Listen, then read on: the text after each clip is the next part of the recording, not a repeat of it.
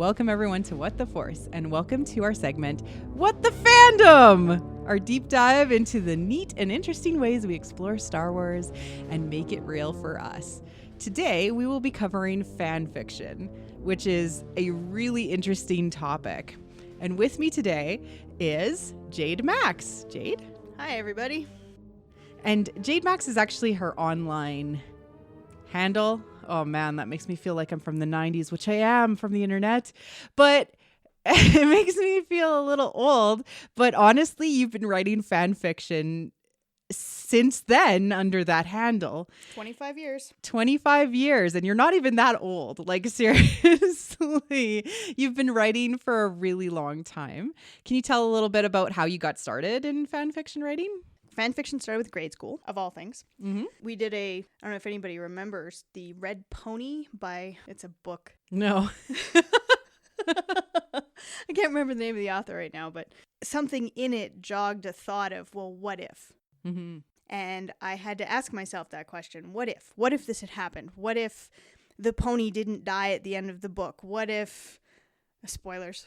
What if the pony got sent to the glue factory? For those that are going to read the Red Pony book, does the pony get sent to the glue factory? No, I don't believe it does. Okay.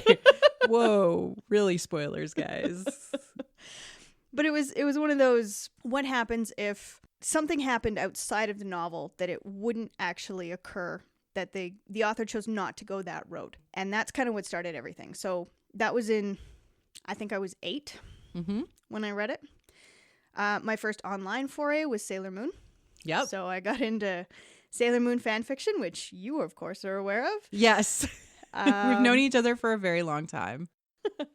And I have read many, many Sailor Moon fan fictions and other fan fictions of Jade Max's, which are all really good. So you guys should all check them out. But continue. Well, the Sailor Moon stuff was pretty simple. The whole storyline lends itself to the idea of what if. Mm-hmm. Simply because there's so many different ways you could take the battles, the relationship steps, the friendships. You could do anything with it. Mm-hmm. I mean, the author had a clear vision of what they wanted to do, but they could have very easily taken those stories in so many different directions. And they didn't.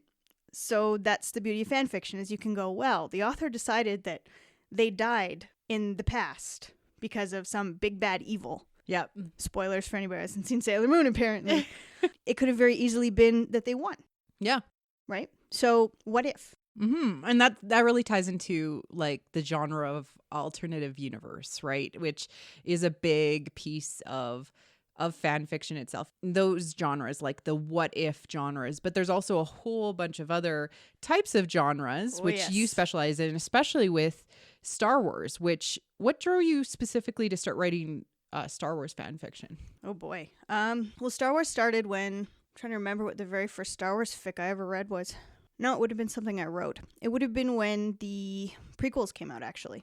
And I felt a need to fix the prequels, as I'm sure many people did, simply because there was a lot of different things that could have happened with it. So there was things like Anakin's age. I mean, I've written stories about alternative reality where Anakin is older than Padmé when he meets her rather than younger. I've done things like missing moments where, you watch a movie and you go, well, how did it get from that point to that point? There's something missing here. Mm-hmm. And that's probably my favorite, because it takes a lot of discipline to stay focused on a character and actually get them right. Yeah. I've always thought that if when you're writing something, if you can't hear them speaking in your head, you're probably not getting the voice right. Yeah, you're probably not getting them right. Yeah. So that's kind of what drew me to it. So initially it was prequels. I wrote quite a bit, still have quite a bit to finish with episodes 1, 2, and 3. Didn't really do anything for 4, 5, and 6. Yeah. I think I was too young when I first saw them, and then just never really had any desire to do anything with 4, 5, and 6. It's all been done from everything that I want to see. And then now we're getting into some more intricate new stuff when it comes to 7 and 8, and then eventually 9. But I think probably my favorite is Clone Wars, as most everybody knows by now.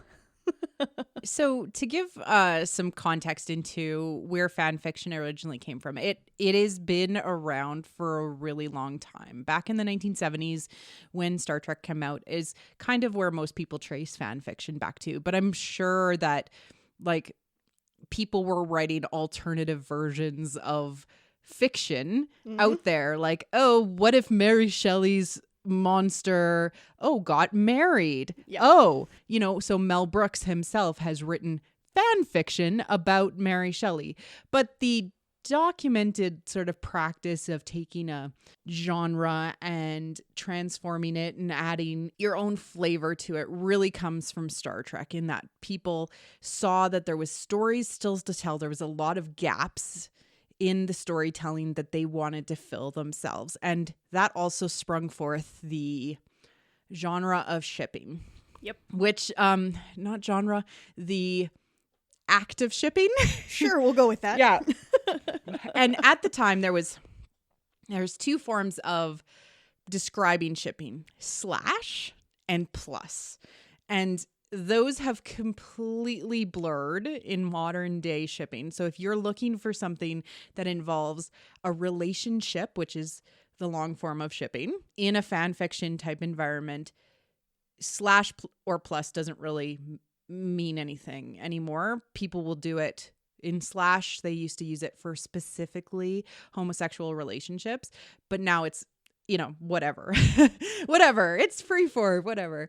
And people will add these tags to it. So it'll be genre-esque. They'll say, this particular fan fiction involves hurt angst or something more mature, or they'll add in, it's, friendship or, missing moment, or, what's the song one?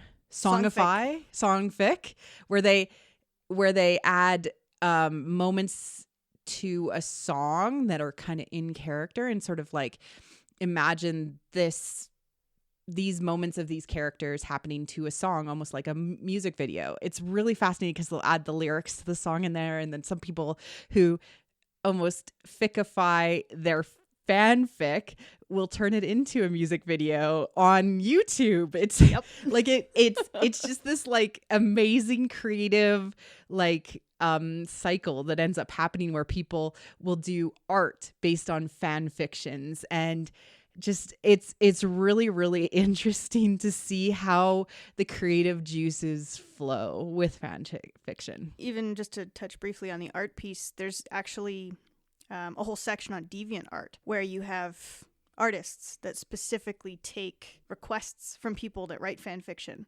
to illustrate the characters or moments or whatever might have you from specific stories. So there's all sorts of creative bubbles that come out of fan fiction. It's not just the author. At times it triggers other ideas that the author, their audience gets, and then they see that and they're like, oh, I had a great idea that came out of that. Do you mind if I take it and run with it? And the author that originally wrote the idea will either go, yeah, I mind. I don't want you doing that because I have something similar in mind. Or, no, I don't care. I just wrote this as a one-off. Go for it. And it can turn into some of the most interesting writing, actually. And I've heard you describe, either when you're seeing a show or a movie, or you're watching an episode of Clone Wars or of Rebels, you describe these ideas that bubble up as plot bunnies. Yep. Why do you call them that? Because they multiply like bunnies. Plot bunny is actually something that originally I wasn't really familiar with the term. It wasn't something I really came across until I started writing Star Wars fanfic. And I didn't start writing Star Wars fanfic till about 10, 20 years ago. Mm-hmm. Wow. Well, it's almost been 20 years since the prequels came out. That's true. Yeah, hard to believe. The comment was an evil plot bunny. That was the original comment that I remember reading. And I was like, what the heck's an evil plot bunny? So I asked. And they were like, it's a plot bunny that doesn't want to let go. They just want to keep going, and they nibble at your brain and go, write me, write me, write me, you will write me. And then you have to finally give in and go, okay, you stupid bunny. And get it out, right? And get it out and just get it out. And some of them are really good. Some of them are not so good. And some of them are just evil Evil plot bunnies. Evil plot bunnies that 'Cause won't go away. Yeah, they take the fan fiction or the idea in a direction that's like, oh, maybe not as acceptable in your brain, and you're like, why am I going down that way? And it's really just what I love about fan fiction is like almost every permutation of what could potentially happen is inevitably out there in the world. Mm-hmm. Yep. And like this brings me to the more poignant like sequel trilogy that has just come out, that when, and I'm gonna bring us back to 2015. Oh geez. When we went to go see, well, maybe it was 2015 or like early January 2016, because I had already seen the movie a couple of times. TFA, Yep. The Force Awakens. We went to go see the movie together because of life reasons. You couldn't have seen it earlier, and we went together to go see it. And we came out of the movie, and I remember wanting to pick your brain about it the whole time, because I'm like, I was plugged into something that was in my unconscious, which is there is a relationship that they are trying to poke at between Kylo and Rey. They have all of these factors, but to me, Rey is Luke's daughter. And it made me feel weird. Yeah. Like it made me feel weird because I thought they were pointing that Luke was Rey's dad. Totally. Mm-hmm. I thought that's where they were going.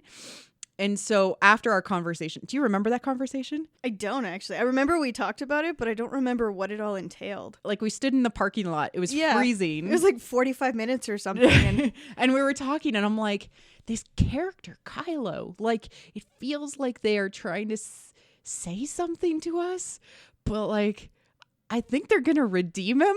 Like, no, like, do you remember? And we drew the parallels to Janan and Jason, right? Like we were like, are they related? And we asked ourselves that. So shortly thereafter, I went and sought out fan fiction because I was super confused about what the narrative was trying to say. And I came across Interstellar Transmissions, which is, for those that are not mature enough, and it is an epic. It's as long as one of the Harry Potter books. oh wow. It is effectively an X-rated, well, mature-rated version of The Last Jedi. And the authors of Interstellar Transmissions, who came up with this idea of them psychically talking, probably at the same time as Rian Johnson or after, but like we're picking up on all of the cues that were being dropped, wrote this. And they weren't the only ones. There was tons of Reylo people out there. And I actually messaged one of the authors of a Reylo, not as risque as Interstellar Transmissions, which is done by a lady named Rika, I think is how you pronounce her online handle. Reika, I believe. Reika. I messaged somebody else, but I was like, so you don't see them as like cousins potentially? and they were like, nope, it's not there. They're not related. That it's something else. And I mean, most of them were going off the idea that she was some sort of Kenobi or some sort of Force person or nobody. They said Kenobi or nobody. That was what the line was. Isn't that crazy though, that they were picking up on something in TFA? And I mean, I saw it, and that's why I was so interested in what was out there from a fan fiction perspective, because I'm like, maybe they're like plugged into something that I'm just like denying because I'm so hung up on my canon, what I think should happen. Well, not just what you think should happen, but basically what's happened previously and repeatedly happened through Legacy. Yeah. So yeah, it's hard moving and beyond that. some of the like previous fiction that is now Legacy. Mm-hmm. Absolutely. And Legends. Yeah. Absolutely. So I mean, when you look at that, it's not as uncommon as you would think. So I mean, you get the authors that, if you look at the original trilogy, I'm sure if you were to go back and look for fan fiction for episodes 4, 5, and 6, you would find people that had predicted that Luke was Leia's brother. You would find the people that had predicted that Vader was their father. Right? And then you'd find the other side where nobody had any clue, and Yeah, there's these nice even though big Lucas stories. didn't know himself, all of the permutations exist out there, Exactly. right? Yeah. That's the beauty of it, is that some people will pick up on those subtle cues. So I mean, from Interstellar Transmissions, I haven't read it, but just based on what you've told me, it sounds I like... mean, it's not how relationships should work. No. I'm just saying that they aren't nice to each other in it. It's interesting because some of the differences kind of in there are like, they felt like Snoke was on a planet. They do team up together to take him out. She ends up being tortured for a longer period of time being on that planet. A couple of things like that. But she might not have been ended up being tortured for longer. It's just that's what they showed in the movie. Yeah. Well, I mean, it happened over a couple of days kind of There you go. situation. Yeah, but I mean... It's just, to me, that's a really important thing to call out, is like, obviously some people are paying attention to Absolutely. things. Absolutely. Like, you're going to have unconscious cues. Yeah. Right? And some people are more sensitive to certain cues than others. Mm-hmm. So occasionally what you'll have for, like, for example, the Raylo thing, I haven't really jumped on the bus. Not yet. I keep getting these, most people have my email address because I put it up on my site. And so I'll occasionally get these odd emails that say, so when are you going to write something for The Force Awakens? Or when are you going to write Last something Jedi? for Last Jedi? Or when are you going to ship Raylo?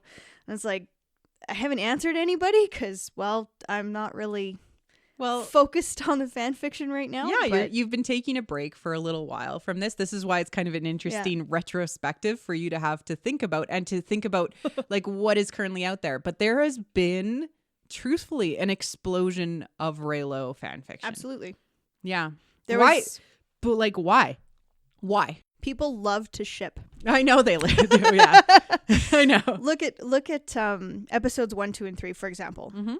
When episode 1 came out and it was revealed that Anakin was this little kid and there was this Padmé character, there was speculation everywhere about how they would meet again, how they were going to bring them together, what caused them, like all these things from the original trilogy. Like, well, when I first met your father, he was a fantastic pilot. And you're like, really? 9 years old? You got to be kidding me. Right? Where does this come from?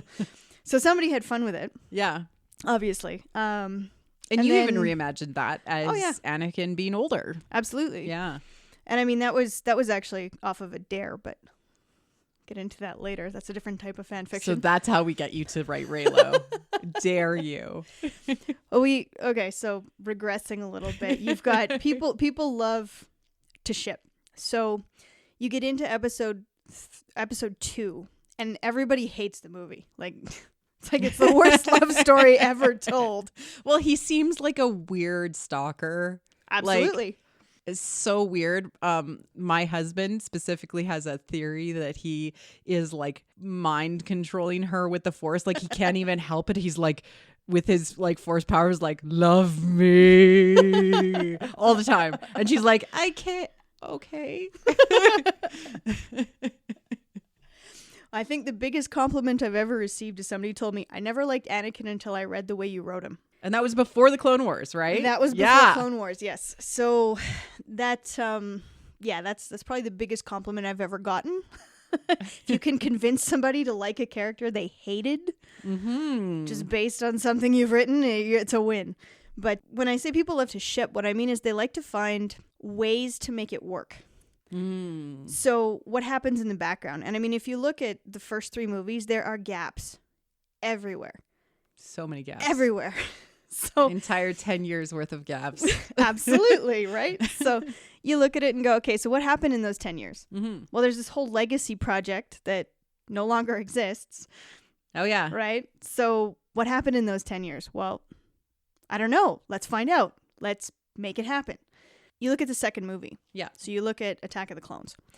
And you look at those gaps and you look at what people want to see and what it makes you think of.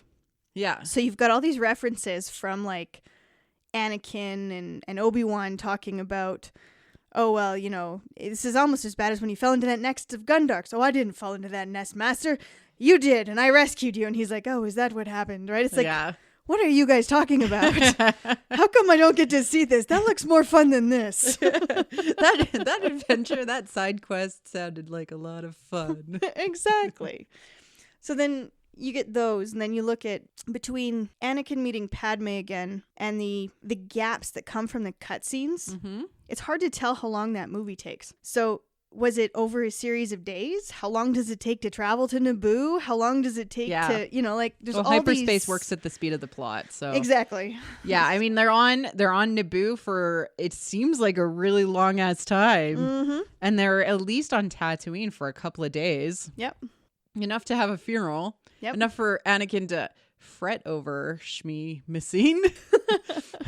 Just yeah. Yeah. So I mean, when you look at it, there's all these gaps. There's all these big time gaps, and it's like, okay, so people are like, oh well, she never would have done anything that fast, but it wasn't that fast because, like you said, hyperspace works at the speed of the plot. Yeah. But when you look at the actual time gaps, well, what happened in all those time gaps? I mean, there's this big gap from them coming off the refugee ship and going back to Naboo and then going over to the lake house and then ending up, back in the Senate or back on Geonosis or wherever, right? It's like, there's all these massive gaps, and it's like, well, obviously something happened. The in-between moments that you like to write about, it's like, oh, where was that scene where he actually like successfully wooed her and said something that wasn't super creepy to actually get her into to marry her. Where was that moment, that missing moment? No, and I totally get that. And you, when the saga was done, or that part of the saga, the prequels were done, and the Clone Wars started, you jumped right into that. And actually, you're fairly well known for your Clone Wars cartoon fan fiction. I didn't jump into it right away, actually. Oh, really? Yeah. Well, you tend to like to finish and like wait until more is told so you can fill in things. I do, yeah. I remember watching the Clone Wars movie and thinking, good God, who's this little freaky Torgruten girl? Why the hell is she Anakin's Padawan? Okay, I like Rex. Totally awesome. Like Rex. Like Korrick, he's the other clone that survives that first major mission. But, it's like, I don't know about this Ahsoka chick. She's a little too bratty. Sky guy. Yeah. So, I held off. And then I started reading some of the other stuff that was out there. And I got involved with this group of ladies that are online that write fan fiction. And I started reading some of their stuff kind of without making any mention of the fact I was reading it. And I came across some really good Clone Wars fiction that was about clones. And I thought, there's more to tell here. Yeah. We see Rex. We see Anakin. We see Obi-Wan. But there's a bunch of named ones that are Cody. In the background. Yeah, there's all these other names in the background that occasionally die.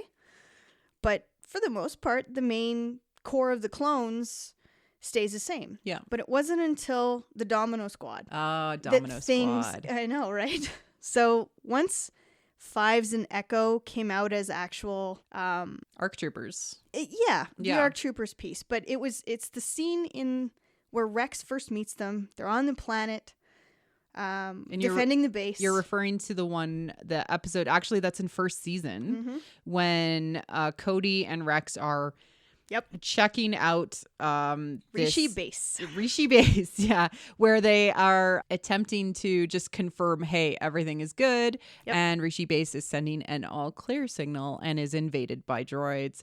And the fun ensues, and these clones discover what it means to be individuals. Yes. Throughout the course of that episode. So that particular episode, because it actually comes out before you meet them and they're Batchers. Yeah, in the episode where they go back, like the thing about Clone go Wars back is in that they time. go back in time a little bit, like they jump around and they show these individual stories that are like almost sometimes out of order. And to actually see the order of them almost doesn't have as much impact as how they decided to show them, which is really interesting that like seasons later you actually see how they became that squad. Yeah.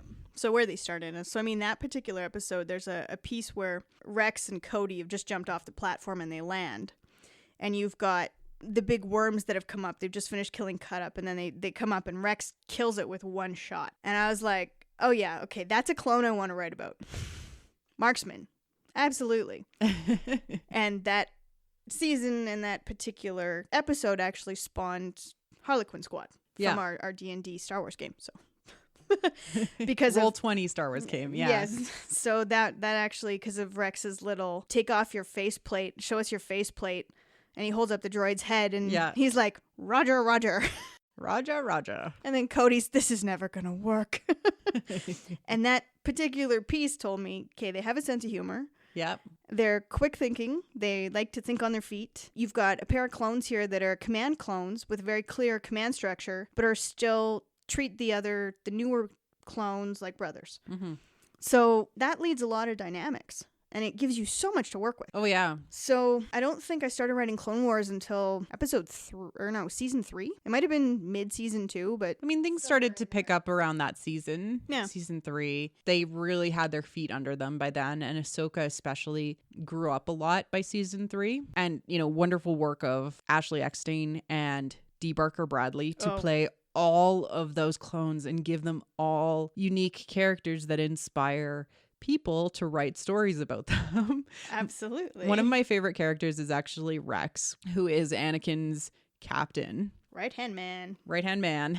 And Rex himself is creative. He's to the letter of the law, but he's willing to bend it because he's more on the Anakin style. Whereas Cody, who is Obi-Wan's commanding clone, is letter of the law. Don't you dare break the law. If you break the law, I'll kill you.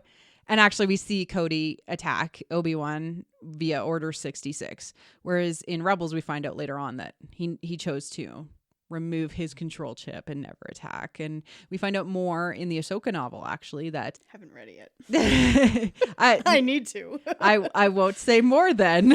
But we do find out more about how Rex and Ahsoka kind of ended the Clone Wars. Yeah. Do you know that he continues on because he's in Rebels? So, Spoiler alert. Okay, so spoilers at the start. Yeah, no. I mean, I just assume that people who are listening to this kind of know stuff, but, whatever. So, looking at the very first Captain and Commander piece I ever wrote was from season 2, episode 10. So that would have been when I first started, because I remember when I was watching that particular episode, it was the 2 inches to the left statement by Kix. Mm-hmm. And it's the episode where they meet Cut on Seleucami, the clone that is with the Twi'lek woman who has the 2 children. Isn't his last name LeQueen? Yes. Cut LeQueen? Yes. Okay. Yeah, no, so I know who you're talking about. Yeah. So that particular episode had a big impact, and it made me think what comes next, because I was looking forward to the next episode where I was like, okay, so they're going to show him getting back and it'll be this big thing. And there's nothing. We jumped into the next mission, and I was like, well, that sucks. I want to know the character stories behind it. I want to know, okay, so they left him behind because they didn't have a choice. Yeah. He needed to heal and whatnot. But Rex learned a lot of lessons in that particular episode. And he grew a lot in that episode. And I went, where's the welcome home? Okay, so he's coming back to the fold, but there should be something more here, and there's not. And there's a gap. There is a big gap. And that was something I found a lot with Clone Wars, where you'd have this really episodic nature of the stories. So you'd have this really good story that was told and then no fallout. So, I mean, you look at the Umbara arc, and this is one that drives me to no end up the wall, because you have this really dark, really well done arc with all of these clones dealing with this dark Jedi that's ready to turn them over to Dooku, and, all this stuff, and he's sending them out to die repeatedly, and it was the very dark war, like the darkness of war episode, and that's when Clone Wars really showed how dark it could possibly be. Absolutely. When you look at that, and then you get into the last episode, and it ends, and you think, okay, so the next week that we're back, there's got to be fallout, because there was too much that happened in that episode, and nothing. Yeah, absolutely nothing. It was just business as usual, and it was just like, the hell. They're building the clones up to be these wonderful people. Like, Rex has grown so much to that point. Yeah. To the point where he's now taken out a Jedi general, ordered his troops to actively pursue and terminate a general because of the way that he's treating them.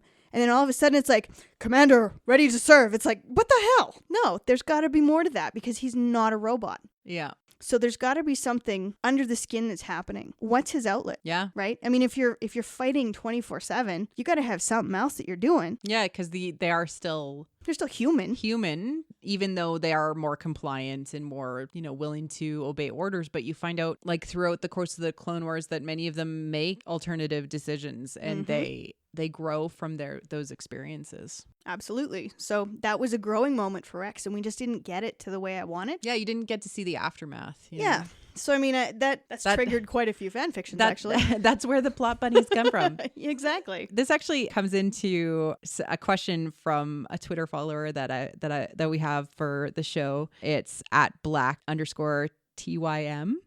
Okay. Her name is Ty. Hi, Ty. Hi, Ty. So her question was actually really understanding, how do these ideas form? So I'll read it. It's a little rough because she was just trying to like get it out, I think. But how do you prompt it? Like, do you start with characters that already exist? What do you think is like interesting, or is it these gaps, which I think we're talking about these gaps?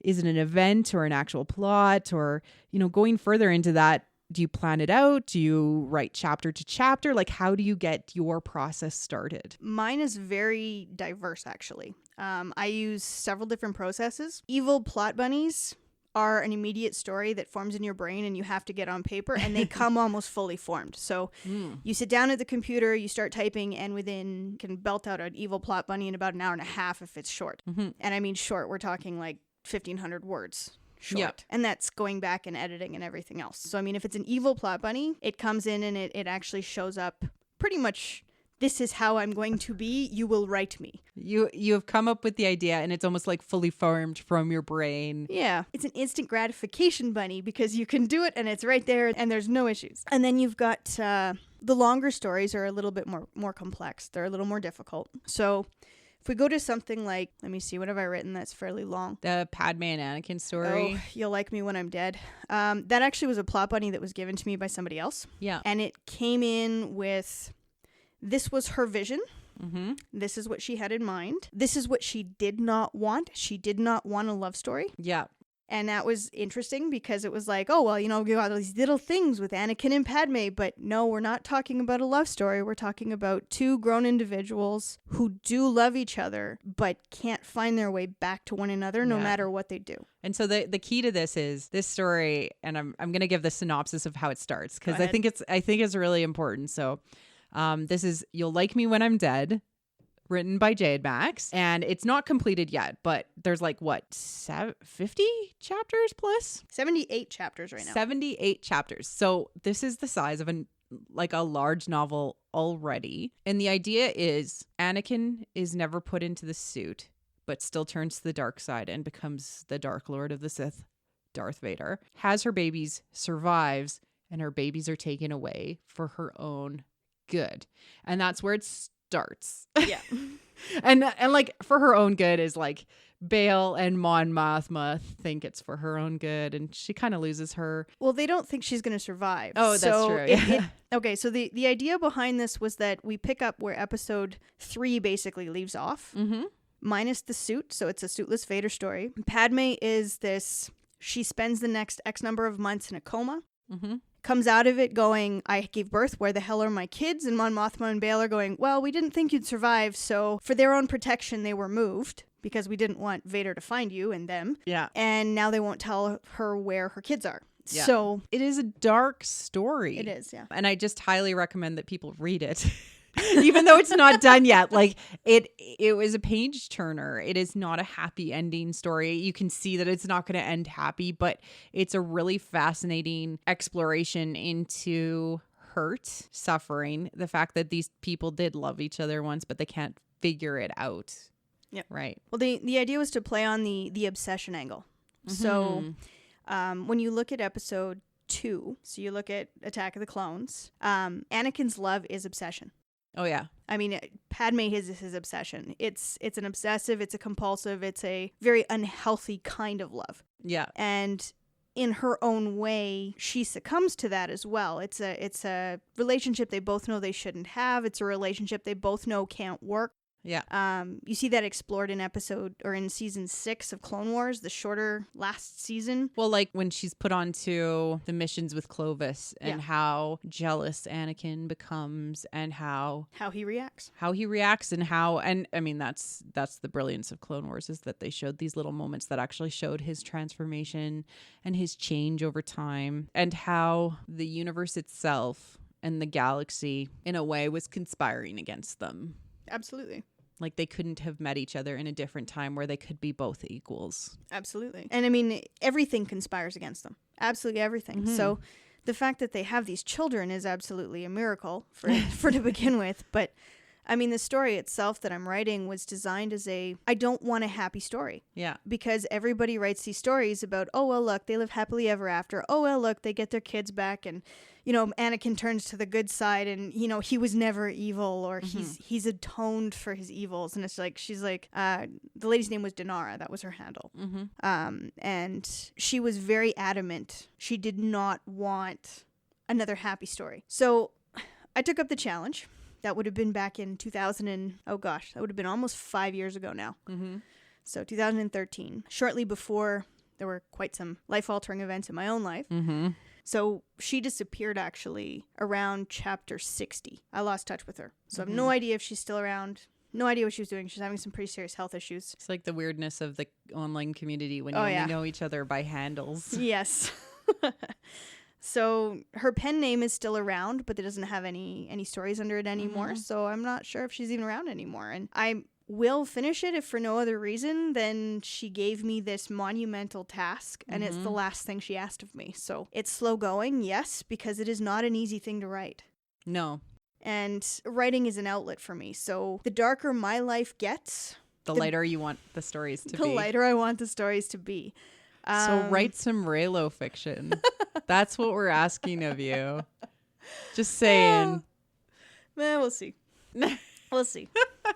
Well, the other part of that is that the darker my life gets, sometimes I need to get that out. Yeah. So, you know, you have to. It's also a catharsis in ways. And some people write like more, I don't know how to say this correctly. So Marie Claire is going to cut some of this. Some people have experienced some very bad things in their lives. You write what you know. And sometimes you just need to have it out. And so if how Anakin acts in Attack of the Clones and then taken to a more possessive, certainly not a good way action, and somebody needs to get that out, to have that expressed, it's okay to write it. Absolutely. It's okay to write it. Like, and it's okay for people to read it and not be weird. It's like how people say, oh, you know, people who it's like how the media is like, oh, violent video games produce violent people. Yeah. Well, what I actually like to think of is Stephen King used to say you need to read and write the weird and the twisted so it's out of your head. Absolutely. And he has this beautiful essay about horror, and it can be, horror doesn't necessarily need to be just monsters. It can be the monsters that are within you. And if you need to get that out, write it. Absolutely. Then it'll be on the page and away from you. That's a great analogy, actually, because it's true. When you go through dark times, and I know for me personally, the darker it gets, the more I write, because it's almost like an exorcism. Yeah. You know, you put it on the page and it goes away, or you put it on the page, and as you're putting it on the page, your brain is slowly dealing with it. So it's making sense of it. And then when you go back and you read it, you go, good God, did I actually write that? Yeah. You know, like sometimes you don't even think about it, because getting back to processes, some stories I've had this idea come up and it's been at a really weird twist in my life, and I'll just sit down and I'll just let my fingers walk. And there's no plot line that I thought of when I sat down on my computer. There's no plot at all. I didn't know which characters I was going to write. I had no idea what I was getting myself into. And I sat down and I started typing, and I'll sit there and I'll just go, okay, what am I going to write today? Don't even think about it. Just start typing. 2 hours later, sit back and I've got 10 or 12 pages written of, oh, look, this is one of the darkest things I've ever seen, but I feel better. Yeah. But but you've gotten it out. But then there's also like the opposite, where you have just almost like the spark of a plot, and you have to almost massage it over months to get it to its fully formed idea. And then there's these brilliant like fan fiction writers that were out there the day after The Last Jedi and are posting daily like over 2,000 words. I'm like, how do you produce that much? Well, they just must be like plugged into evil plot bunnies. Evil plot bunnies. Yeah, like they're just plugged into something, right? Like they have this idea and they just need to get it out. Like it is that, right? So processes for me personally, it depends on the type of story I want to tell, and it depends on a lot on what's happening in my life. So if something is really, it's a great time, that it's been really good or whatever, and I want to sit down and express that, sometimes I don't even have a plot. I just want to write fluff. So I'll write fluff. So I do. Yeah. Other times I'll sit down and I need to get something out. I need to work something out in my head. So I'll be like, okay, so maybe something's happening at work, or maybe something's happening at home, or maybe something's happened on this soccer field, because that's something else that I do. And I'm like, okay, I've got this really intense thing that I need to get out. So I'm going to write a really intense fanfic. And then I'll go back and I'll read it and I'll be like, that didn't come out of me. I did not write that. Who the hell was sitting at my computer now for the last 2.5 hours? Because that was not me. And then there's other times, like, for example, the You Like Me When I'm Dead, when I was handed it, basically fully formed with a plot as a line. concept, right? Yeah. Yeah, the concept was all there. We made some adjustments because there was somebody else involved initially. And she went, well, she kind of took it in a direction I didn't want it to go. So I want to take out these things and I'm going to bring it back to my base concept. What do you see? And I read her concept, and the very first thing that formed in my mind was Padmé looking at Anakin, suitless Anakin, through the scope of a sniper rifle. That is what I saw, and I wrote it down, and I sent it to her, and she goes, this is perfect. You have to take this. Right? So sometimes... Yeah, it's dark. It is. It gets dark. It gets dark. It gets worse. So for that one definitely has a plot line. It has very set time frame for what has to happen. So for my longer stuff, yes, there is some kind of forethought, there is some planning, there is some, okay, where is this going and what is my ultimate goal and what are the main points I have to hit to get there. Everything else in the middle is filler almost, because you have to hit this scene and then that scene and then that scene and then you hit the end. Okay, well, I might have to hit these 5 scenes, but there's a lot that has to go on to get to from this scene to that scene. You have to do all the pieces that interlace. Yeah, absolutely. So depending on what type of fiction I'm writing, very different process. I guess kind of as a follow-up to that one is, how do people get started if they're starting from scratch and they've never done this before and they want to start writing? Or, I mean, for people that want to start reading, Google fanfiction.net, archive of your own.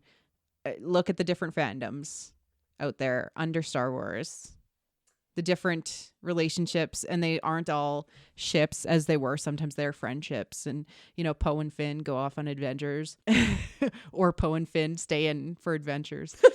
Oh, I cracked her. That's good. That's awesome. Or the weirdest ones, which is Hux and Kylo. Ooh. Like, make me dizzy, but whatever floats your boat. How do you get started? I mean, obviously reading. Just go out there and read. I'll post a link to a great Wikipedia article that explains the different fan fiction genres for those that just don't feel like Googling themselves. But it explains what they mean, like alternative universe versus angst hurt versus all of these different things that can be tied in together. And it goes into them quite well in detail, just so you know what you're getting yourself into as you approach it. If you want to just read, but if you want to write, what do you do? Well, there's 3 things that are very important. 1, find something you love. So find something you're passionate about, because if you're passionate about those characters or you're passionate about that topic, it comes through in your writing. If you're just getting started, look around. If nothing has triggered your imagination by now, maybe that's not the fandom you should be writing in.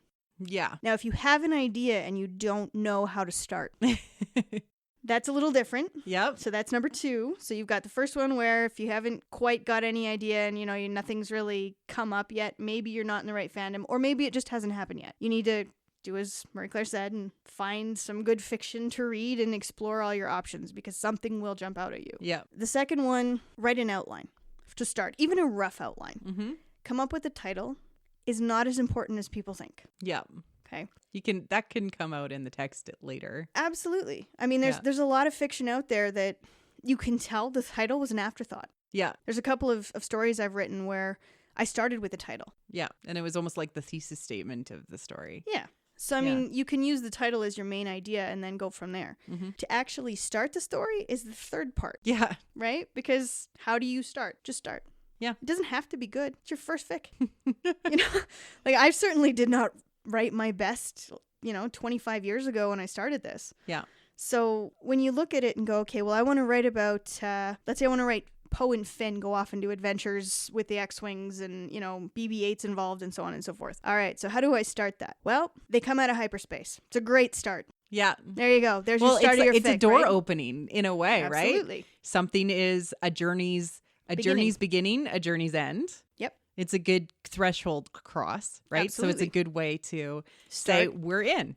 Yeah. And then you can even end it the same way. So then you have a full circle, right? Ooh, full circle. Ooh, full circle. You don't have to, but I mean, it's an option. Mm-hmm. So the other thing you could do is, okay, well, what do you want to write about them having adventures on? Oh, they're going to be on some pleasure planet playing games. Okay, well, what kind of games are they going to be playing? And you just start asking the who, what, where, when, whys of their adventure. Exactly. Yeah. Why are they there? Oh, because they're on a mission to collect intel. Okay, so knowing our tropes, Yeah. knowing all of those cliches that we can come up with, start with those. Or avoid them and do something opposite. Completely new. So we know that Poe is a very good and excellent X-Wing pilot. We know that Finn can hold his own against Phasma, which still boggles my brain. And so play to those strengths. Okay, so Poe goes off to an X-Wing or a flight simulator and starts challenging people for credits. That's how you start your story.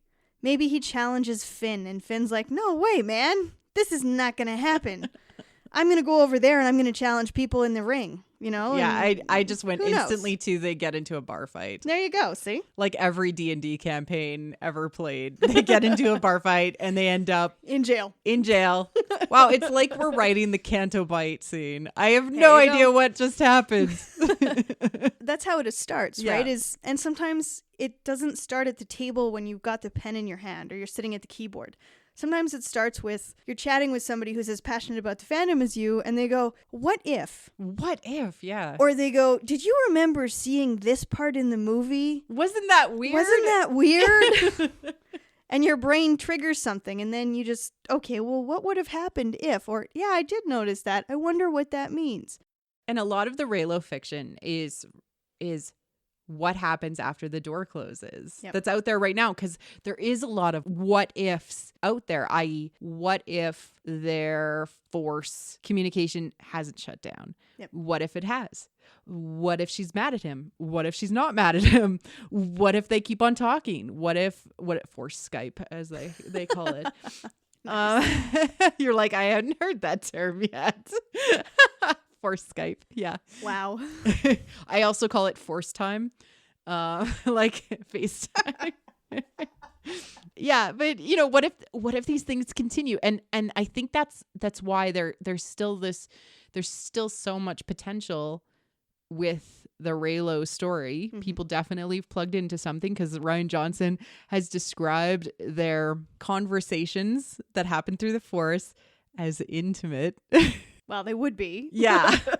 In describing them to people who he needed to do the special effects for it. So like the Foley for the scene and for creating the sound effects and the sound design for it. He's like, I need it to be intimate. It's like, okay. That word holds so many connotations. I know. What are you doing? Intimate. Whoa.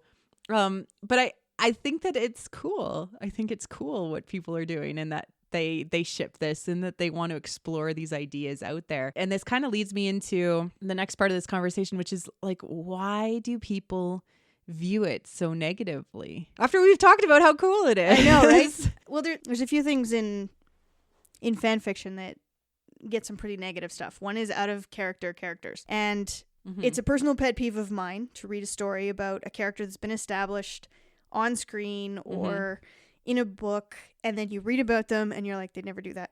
They'd never say that. You'd never do that. Never say that. And I mean, as soon as I get the second or third one in, I'm like, I'm done.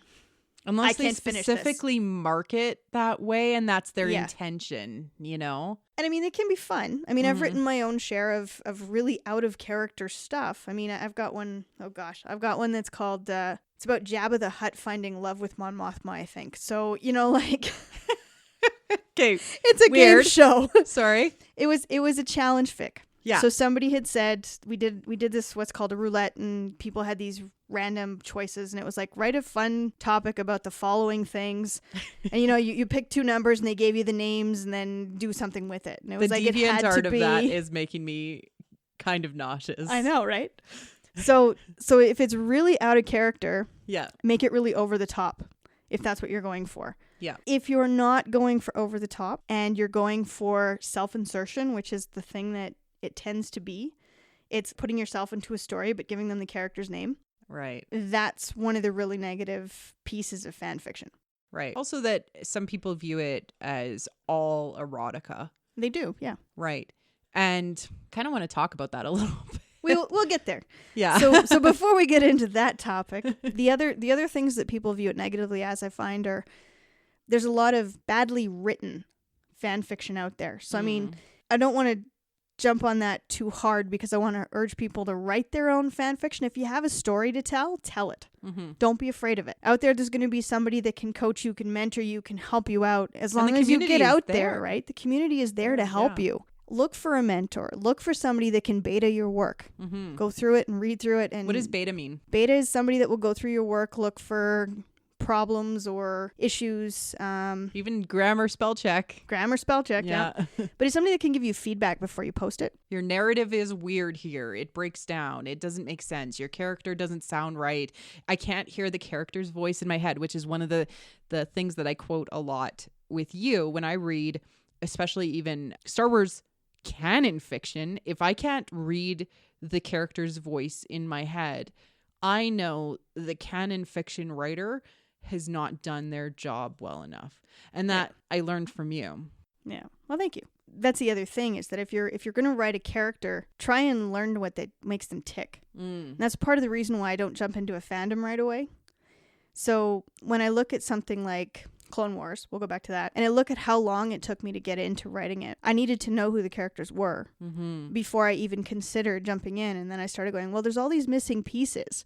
You know, we see these glimpses of friendships. We see these glimpses of, I'll call them intimacies. They're not like sexual in nature. They're just, you know, like intimate moments between people where you had the potential here to have a conversation or give somebody a hug or, you know, like follow up Rex on them after several the fact. times checks in on Ahsoka. Yeah. And like, are you okay, kid? It feels like there's something that happens just slightly off screen. Absolutely. And I want to know, what's that moment off screen? So what makes him tick? Well, he's been assigned watching out for her welfare in the movie by Anakin.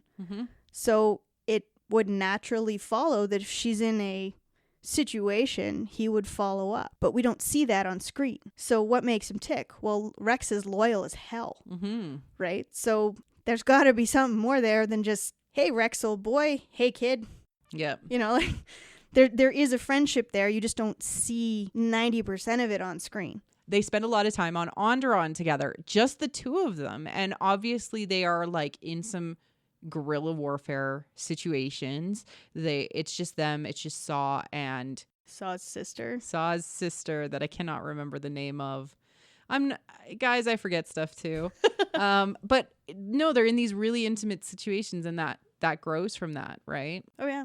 But I mean, that's more towards the end of it. So I mean, what leads to that? Yeah. How does it get there, right? What I feel tying all the way back to like the now fan fiction that is being written about the sequel trilogy and like Kylo Ren and Rey is the good fan fiction is plugged into their motivations and their characters. Okay, so before we got online, you mentioned a number to me of how many fan fiction have popped up since the end of the movie. Oh, yeah. 30,000. Over, because I was just checking like one. There's more? Oh, I'm sure there's more. I'm sure there's more because I didn't even check Wattpad. I didn't even check. And there's over 100,000 fan fiction that is Star Wars related between the two archives that I saw, which there might be some repeats, but a good chunk of that has just been written in 2 months. What? That is a lot. Not really. I mean, that's 2 archives. Yeah. What you're not taking into account is, you know, like fan fiction and Archive of Our Own are a lot of the people that write on one, write on the other. Yeah, and they post them both. And they post on both, which is fine. I mean, I haven't touched my Archive of Our Own account in who knows how many years now. But when you look at it, there's also other places you can post. And this is why I say there's got to be more. Yeah, I'm sure there's more. When you look at the sheer volume, how many of that is going to be the same quality as what you've been reading and what you've enjoyed? Yeah. Right? Because, I mean, you're going to get a lot of out-of-character fanfics. You're going to get a lot of... As reader reading. Yeah. Yeah. Exactly. So when you look at the size of the fan base and you look at the people who are writing it, Mm-hmm. a lot of the people who write it are younger. You're going to have people that are new to the fandom. They're just picking it up. They're, their parents let them go see the movie because, hey, look, it's Star Wars and I loved this when I was a kid, so you got to see it now. And then they go, but mommy, what happens when the man and the girl come back from the ship? They don't show it. Yeah. Well, go. You can make that up, dear. Okay. Right. I think it's 20-year-olds now. But then you get into that next age group. Yeah. Because you've got different demographics of fan fiction, right? You've got the kids, which are your anywhere from, I'm going to say 10 to probably about 17. Yeah. And then you've got my daughter, Robin, who's appeared on this podcast, is writing an Ahsoka fanfic. There you go. About Ahsoka's daughter, whoever that is. She's got a daughter in this fanfic, and about her adventures.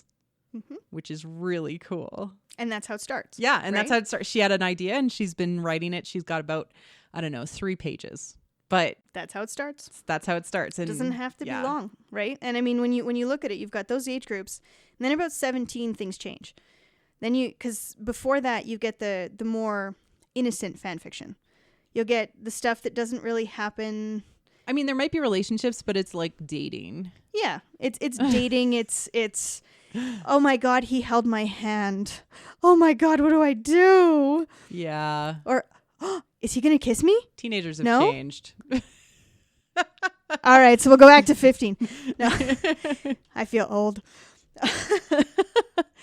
So you look at the demographic, and then you've got your 17-year-olds up to about 25, and because 25 is about the time where your next shift happens for how you think on things, and things happen, and people tell me, that's not true, but it's true. And then you've got that next demographic, which is your 25 and up. Yeah. And you're going to have the people that are in that 17 to 25 are exploring who they are. So they're exploring in every way who they are. So this is where you're going to get some of the stranger topics come up. This is where you're going to get a lot of the out of character, more intimate stuff that happens. This is where you're going to get it's them putting themselves in those fan fictions. It seems in that demographic, from my own experience, it's more of a trying to work through what life is throwing at you. And so that's where you're going to get a lot of the not quite so sure learning how to write those characters goes. And I would say it is much more difficult to write an established character than it is to create your own. So you've got the kids that are like your daughter who want to write about this original character, this OC. Yeah. And she's doing a fabulous job with it because she's writing these adventures about this character that doesn't exist anywhere else except inside her brain.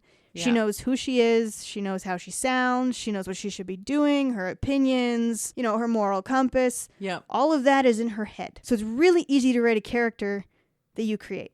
Yeah, because it's almost like a self role play, and you're playing all the characters. Exactly. And then you look at that next demographic where they're trying to learn to get into those characters' heads, or they've learned to get into those characters' heads, but maybe they're not portraying them quite the same way that's seen on film, or they're not portraying them the same way that's seen on TV, or in it's a getting book. Closer. Yeah, it is.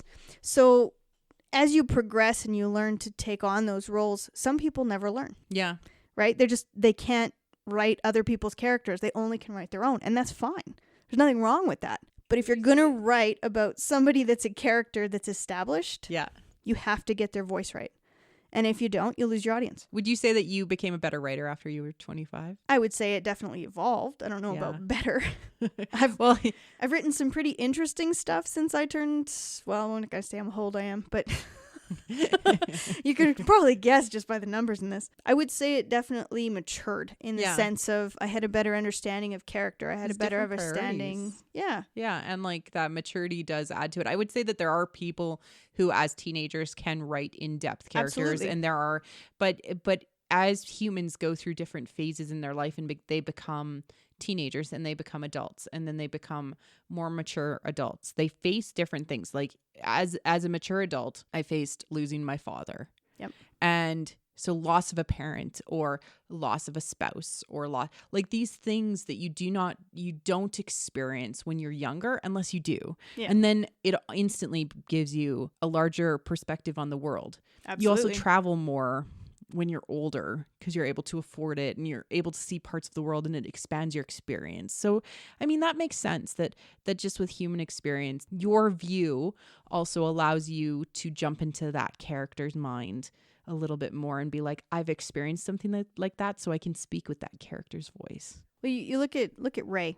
Yeah. Okay? So you look at Rey. Rey was abandoned on a planet by her parents. Yeah. And I hope everybody knows that by now. Spoiler alert. Spoiler alert.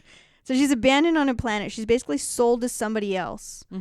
As a way to pay off whatever debt her parents own or whatever the case is. And can you imagine how traumatic that would have been for her? It's crazy, and she survives it. She survives it. She grows out of it. She becomes stronger for it, and she becomes this incredible woman who's capable of having a mental ability to meet adversity head on and survive it and come out of it a better person. So take all of those factors that are now written into her backstory. Who understands those? It's so hard, right? Like, yeah. It is not an innately understood piece of the human psyche. So if you're going to write a character like that, you need to kind of delve into where she came from. You need to understand that to get her voice right. In a weird way, it's like acting with yourself. Absolutely. Because you have to like get into that frame and change your lens of your own self to be like, okay, what was that like? Can you imagine what it was like being under the care of Unkar Plutt and how gross that would be. And like, having to scavenge for food and starving and, having to, work every day just to survive. Like it is, she's an amazing character. I'm so happy that she's in the Star Wars universe. What? More than one woman? More than one woman. Hey, we got 3. I know. 4 strong female characters in the last Star Wars movie. New female characters. Well, I mean, Leia, Rey.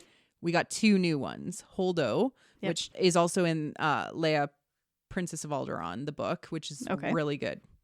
She's amazing in that book too. So I was super excited to see her on screen, even though people are like, why is she there? It's like, well, because she's amazing. And then we also got Rose Tico. She gets to say these inspiring things and really pushes Finn fully over into the resistance, into the rebellion. And she herself is a passionate person who believes in strong things. Absolutely. I don't know that she's gotten the fairest shake in the last movie, but we'll talk about that when the DVD comes out. Maybe we'll invite you over to have a round table. That would be amazing. Your That'd be perspective. So weird. Well, we have a round table here. But actually what I want to kind of last topic is the idea between, and I've read this on the internet, which is the best description of why people have struggles with this is because fans typically fall into 2 groups, and they can switch between the 2. I find myself to be cool with both. So maybe I'm that weird middle person, but it's called curative fans and transformational fans. And so that's like the fans that need canon and what is there to all sync up and lock into place. And they want official, and they want all of the stories to line up in place, and they get really bothered when their perspective of canon doesn't align with their expectations. And then there's transformational fans that tend to be more flexible to the not just the future but futures. Like anything could happen. Actually, anything could have happened in the past, and that would have been cool too. Oh, that new piece of information totally changed exactly everything that I ever thought of. Like those sorts of people really, any sort of context that was given by Rebels, they love, or any sort of like new information about the Clone Wars added into the whole story and gave perspective to Anakin's character. And those fans are also the fans that write fan fiction and take those ideas, the what ifs, the dropped plots, the just off screens, the missing moments, or completely transform it and make it an alternate universe. Oh yeah, those are fun too. But what I think is actually happening, am I going to say my thesis statement and then I want you to react to it, which is what I think is actually happening is Lucas is slowly moving the story from what the curative traditional fans expect more towards where some of the transformational fans live. Because many people in the transformational fan base have written or thought about stories because they do not see themselves in the core canon. So that is LGBTQ to etc. plus. There's no people that meet that space. Their stories aren't told in Star Wars. No, they're not. And more ladies. Yes. Right? So the pin is moving, the canon is moving, and the curative fans haven't figured it out yet. Well, they haven't adapted, right? And they haven't adapted to That's it. the problem. So if you're a curative fan... And then fan, you get the hashtag not my Star Wars. Yeah. And you get the people that have just spewed vitriol towards Rian Johnson and The Last Jedi. But because the needle has moved, it has picked up so many more fans that were never fans before. Yeah, but they have to. I mean, Star Wars originally, if you look at the original trilogy, 4, 5, and 6, take into account when it was made. Yes, 1977. Take into account at the time how long had women had the vote. Yeah, I know. I mean, right? Like you have to look at the social and the economics and everything else surrounding when the movie was made to go, okay, so when Star Wars was originally written, when it originally came out in theaters, what was everything surrounding it? Not just the movie, because people are like, oh, well, there's no women in Star Wars. Well, no, we have one. we got the one. And we got the one. And then in the third movie, we got the second one with a very limited script line count. Right. So, I mean, we did get some. And then when you look at when 1, 2, and 3 were written in the early 2000s. I would say, no, there was a space in there where we got more characters through what was called the extended universe. And now is Legends. Yep. We had Mara Jade, which you take my handle from. Your handle from. So we had more female characters come out, but the needle is moving. We know it's happening. Yep. We can see it happening. And that's where it's almost cognitive dissonance is happening. Oh, sure. Which is where hashtag not my Star Wars. Well, you have to look at it, but it shouldn't matter as long as they're strong characters. It depends on the person. I mean, you look at the Legacy series, look at the Legends. So I'm a big fan of that particular line. I was ecstatic to see Thrawn show up. Heir to the Empire. Oh, yeah. I was ecstatic to see Thrawn show up. I mean, that made my year when Thrawn showed up on Rebels. I remember spoilers. I remember texting you and saying, like, you're never going to believe this. And you were super excited. And I feel like they've done him justice. Oh, they have. Yes. He is the same Thrawn that we got in those 3 follow-up books by Timothy Zahn. Mm-hmm. Not only did they keep him the way that I always envisioned him, they've not only done him justice, they've taken it to the next level. Mm-hmm. He is the ultimate. So the beauty of having Legends and the beauty of having Legacy is that now you have all of these ideas that have already been put out there. Yeah. And they can pick and choose what they want. So, okay, it might not be your Star Wars. The one thing I want to see in the new Star Wars canon, X-Wings. I want to see Wedge and Rogue Squadron. That is the only thing I want them to keep. Rogue Squadron. What if they did like post Return of the Jedi? Like really close after that. They've done a little bit of that exploration in the comics. Yep. And a little bit with Chuck Wendig's Aftermath. Yep. 3 books. But I mean, seeing them on screen, even in cartoon version, we know. Oh, I'd love it. Wedges in Filoni's brain. So that's good. You know, I personally, and maybe I'll get around to writing what I would like to see happen, but I want Knights of the Old Republic to be made. I want Revan. Revan is such a good character. Oh yeah. So solid. Like, I want Revan to come back and maybe I'll write something about Revan eventually. You know, kind of coming back to that point is that I always say this, but Star Wars is iterative storytelling. And they're plugging into something that needs to be said, which is we had a female candidate run for president in the US. Yep. Things are changing. Yep. You know, more people want to see their stories. And I think that actually, like, you will get less out there fan fiction the closer you get the needle to what is truthfully the story of humanity. Absolutely. No question. The more truth you put into something, the less you're going to see it deviate and needing to have those fan fictions. So maybe that's why, you know, there is... I think there will always be... There'll always be, like, especially the plot bunnies, those evil plot bunnies. But I think that's why there's so much out there right now is that there's these gaps in the storytelling, i.e. we have to wait for episode 9 to fully understand the resolution. Well, you saw the same explosion at the end of episode 1. Mm-hmm. You saw the same explosion at the end of episode 2. You saw the same explosion, not quite as hard at the end of episode 3. Yeah, because I mean they knew the boat. We know what comes next. The boat sinks. I mean, but I mean that's just it, right? I mean there's all these pieces that now have to fit. mm-hmm. What comes next? Yeah. So when you look at, like, I loved Clone Wars for that because it took the gap between episode 2 and episode 3 and it turned it into something that was real. Mm-hmm. Okay, well, now we're going to the Clone Wars. Really? What's that look like? Nothing. What do you mean nothing? Nothing? What? Yeah. And now we've got this fabulous TV show that fits in the gaps. Yeah, right? and it fills it in, and it brought us some wonderful characters, including totally. Ahsoka, and really made me understand Obi-Wan and Anakin's relationship, and understand Anakin and Padmé as a married couple. Like, we got these little wonderful moments in there.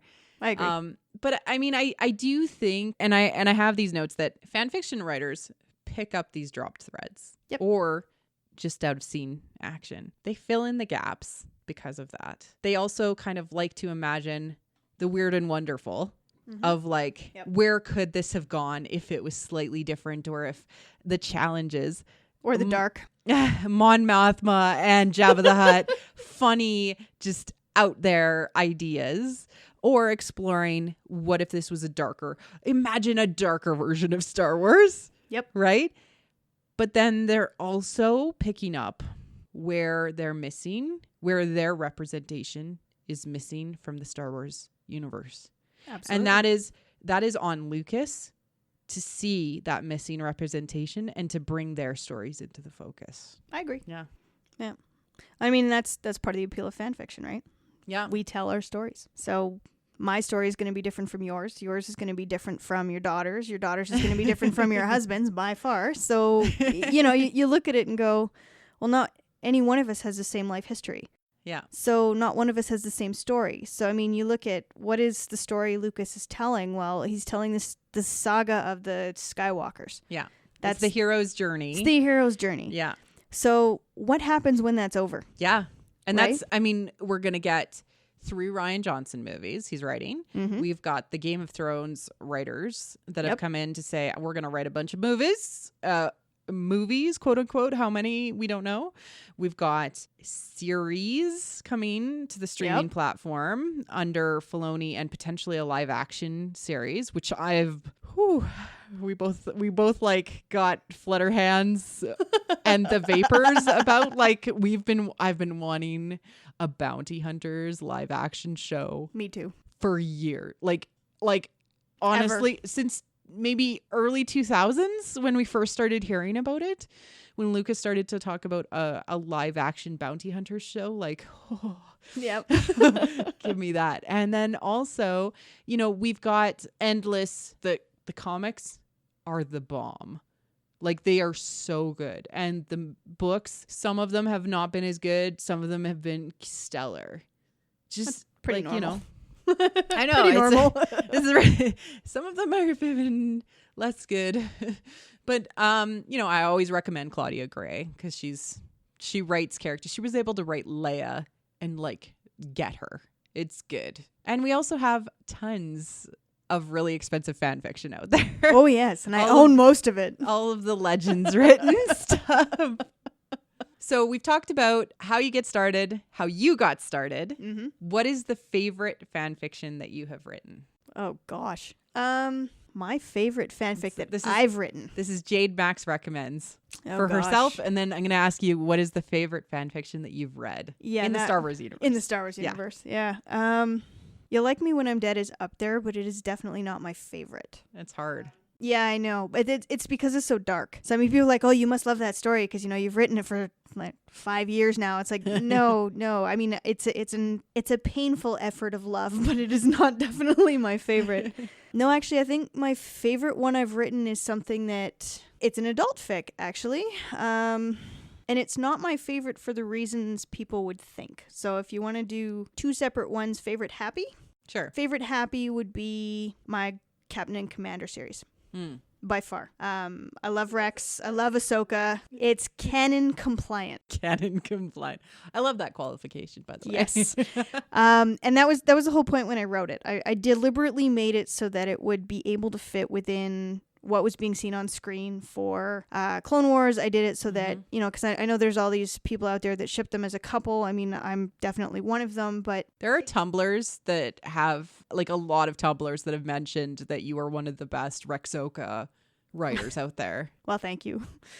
But yeah, I mean, if you're into that it's out there. I love that the couple, like the pairing, is just fantastic. The idea of how do you go from being this pair of people that work together and develop into that relationship of potentially being something more, or do you?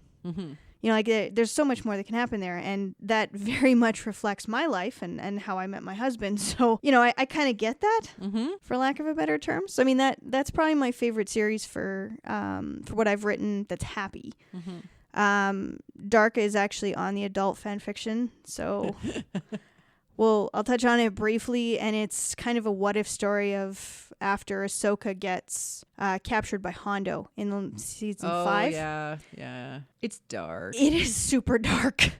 It touches on many, many adult themes. It touches on things that you don't really see in the Star Wars universe. At the time I wrote it. But they refer to, I mean, there's slavery. Oh, yeah. There's pirates, and pirates are not nice people. No, they're not. And they babyfy them. Like they totally, I want to use a really bad term here, but I'm not going to. But I mean, that could be where the Game of Thrones like showrunners are going to go with this. It's possible. Is adult, like, I'm saying it deep, adult Star Wars. No, that could be, like, are we going to get, we might, dark stories on screen? Because everything's thus to this far, I can take my kids to. It's vanilla. Yeah. It's vanilla. That's for lack of a better term. But the reason that I particularly like that story isn't because of what happens when I write it. It's what's happened in the unyet posted sequel. And it's Ahsoka's journey back from being captured. It's Ahsoka's journey back, and it's totally Rexoka. So anybody that's listening to this and is a Rexoka fanfic writer, yes, I am finishing it. It's not done yet. It's almost finished. You should post this on your fan fiction thing and say, just come and listen to this, because this is where my brain is going. Yeah. So there's that one. What I've read, there's a gentleman by the name of Sashira. I can't even say his name right. He writes a fic called When True Night Falls, and it's the story of Rex overcoming Order 66 to save Ahsoka, and their developing relationship after it, and it is absolutely phenomenal. That's awesome. Like, if you haven't read it and you're a Ahsoka fan, I don't know how you missed it. It is a long fic. You ship them hard. Oh, I do. Yes. But I mean, it's a Rex and Ahsoka team up with Cad Bane. Oh, cool. So, yeah. Yeah, Cad Bane is such a cool character. And I mean, he gets the characters right. Mm-hmm. And that's the thing that I like about it best. He gets them right. He gets the idea of, at the time that, Order 66 happens, they're best friends, they're nothing more, there's never been anything more. And then over the course of the next while, something slowly grows. You see them go through Ahsoka being hunted because she's still a Jedi at the time, because it's written with the idea that she doesn't leave the Order. Mm-hmm. It was written before the end of the series. He shows Rex's thought process. And because the writer is male, he has a very different take on the thought process. So, I mean... Yeah, then you could, as a lady writing Rex's brains. Yeah, so I mean, there's those. I mean, and I have some other favorite ones I've read, or like that I've written and whatnot. I mean, making Ahsoka be a dancer and Rex her bodyguard was absolutely I enjoyed that to no end. There's a whole series that comes after that I haven't finished, but so this is the impetus to get going on it. I know, right? So. But yeah, I mean, there's those, and I think as far as, like, you'd have to pick them genre by genre as to favorites. It's hard to pick, like, an overreaching. But yeah, it's fun, right? Like, can't describe it any other way. I'm going to leave this on here because this is the most written about, as in the freshest. Yeah. Any advice to those Reylo writers out there? Oh, gosh. Write what you know. That's the biggest piece I can give you. And I mean, when I say write what you know, I don't mean write going down to the Max down the street to buy a chocolate bar. I'm talking about write what you know about feeling, write what you know about thought, write what you know about relationships. Don't try and fake it. Yeah, it has to feel real. It has to feel real, because if it doesn't, then you'll lose your audience. Yeah. And you'll get criticized for it. And I mean, okay, so you try something new, you get criticized. If you take criticism well and can advance from it, great. Mm-hmm. But if you don't, it can kill your ability to write. Yeah. And if you're trying to develop, that's not always the best way to do it. So also get a mentor if you're planning on writing, and somebody who's experienced and can show you the way of the Jedi. I don't know where I was going with this. Can show you the ins and outs of fanfic. Yes, exactly. Well, I am excited to see where fanfiction goes after episode 9. I'm interested to see how Solo ties into this, and we know we're getting way more of the softer side of Han Solo, like with the Last Shot novelization that's coming out, and he's being a daddy. He's holding Ben Solo, and his eyes look old. But we're going to get some softer side of Han Solo, and it'll be interesting to see how people take that and how it frames Han Solo's sacrifice, and really like the Kylo character and Ben Solo, and what that means for like the sequel saga. Absolutely. Sequel trilogy. Yeah. Thank you very much, Jade Max. Jade Max, for coming on to the show. And where can people find you? Same place I've been for the past 25 years. Fanfiction.net, Jade-Max, not underscore, because they didn't have underscores at the time I created my account. You're that old. I'm that old. Yeah, that old. Yeah. But not on Twitter. Nope. So don't look on Twitter. But on fanfiction.net, I will ensure to link to you. If you Google my handle, I come up on the first link. First link, yes. You've been writing for so long. Yes, I have. Thank you for having me. You're most welcome. This has been What the Force Podcast, and this has been What the Fandom Fanfiction, which has been a lot of fun to record with Jade Max. If you enjoyed the show, please leave a review on iTunes or reach out to us on Twitter and start a conversation. Cheers.